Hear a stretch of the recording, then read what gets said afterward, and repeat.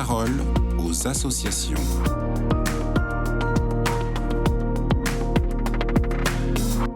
Vous écoutez KTO Radio dans la parole aux associations d'aujourd'hui. Catherine Kafarski, qui est responsable communication interne à Habitat Humanisme, nous parle des dernières actualités de l'association. On vous écoute. Oui, Raphaël, merci. Alors, Habitat Humanisme, vous le savez, on en a déjà parlé ici, a pour mission première de loger et d'accompagner des personnes en difficulté. Mais nous sommes également des bâtisseurs de liens.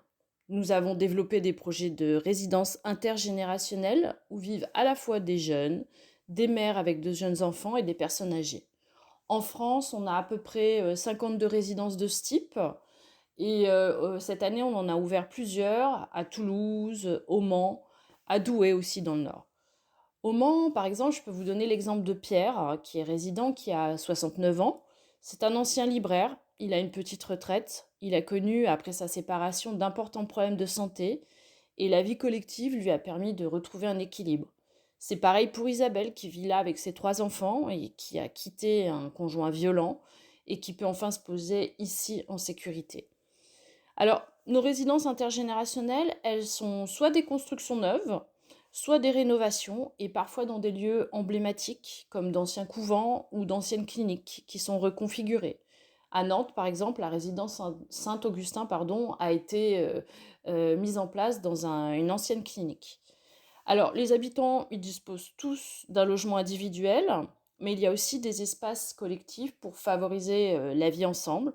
Une grande cuisine, un grand salon, des extérieurs souvent comme des jardins, où c'est propice pour mettre en place une certaine forme d'apaisement. Les équipes sur place veillent à ça et elles mettent en place des activités collectives. Donc il y a aussi souvent un ou une responsable de site et puis une équipe de bénévoles. Alors par exemple, chaque semaine, il y a un repas. C'est traditionnel où chacun met à la main à la pâte et prépare quelque chose. Il peut y avoir aussi des activités artistiques ou manuelles, peinture, couture, vidéo, rythment la vie collective. Les mamans apprécient beaucoup ces résidences parce qu'elles y retrouvent parfois une seconde famille, avec les personnes âgées qui participent par exemple régulièrement au goûter d'anniversaire des enfants. Alors toutes les personnes qui habitent nos résidences ont des faibles revenus.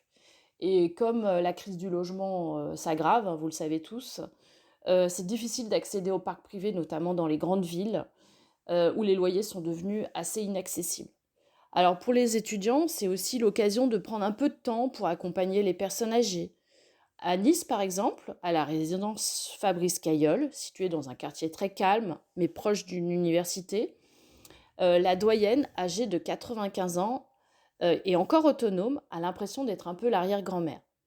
Carole, étudiante sur le campus proche d'ici, a noué des liens d'amitié très forts avec elle. Elle va souvent la voir pour voir si tout va bien, si elle a besoin de quelque chose, d'une petite course. Elles ont même déjà passé des fêtes de Noël ensemble. Ici, Michel dit de Carole que c'est même sa nièce d'adoption. Alors, les personnes accueillies dans nos résidences font l'objet de toutes les attentions et sont partie prenante des décisions. Il y a un conseil des résidents où ils décident des activités ensemble.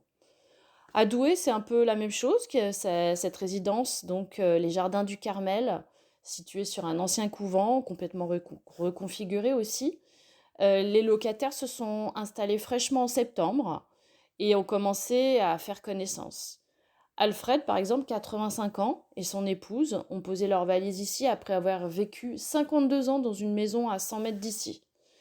Ils ont vite sympathisé avec Linda, 22 ans. Ils ont eux-mêmes des petits-enfants, mais Linda est un peu une autre de leurs petites filles. Merci beaucoup, Catherine Kafarski. Je le rappelle, vous êtes responsable communication interne à Habitat Humanisme. Excellente journée à vous.